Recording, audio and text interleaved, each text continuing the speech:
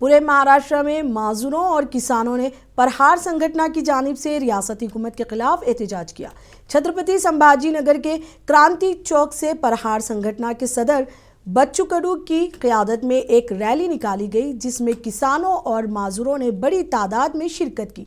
बच्चू कडू का कहना है कि रियासती हुकूमत ने इंतखाबात के दौरान किए गए वादों को पूरा नहीं किया और आज मुल्क के किसान परेशान हाल है। बच्चू कडू ने रियासती हुकूमत को खबरदार किया है कि अगर किसानों और मजदूरों पर तवज्जो नहीं दी गई तो वो वजारत में घुसकर एहतजाज करेंगे और हुकूमत को झुकना पड़ेगा।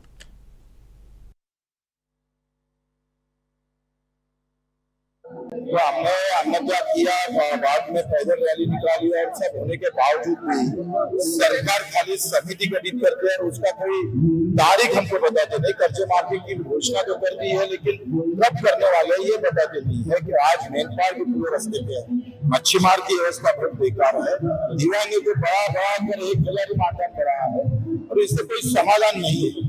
अगर सरकार इस पर कोई अभी निर्णय नहीं लेती है तो यह आंदोलन ऐसे जारी रहेगा।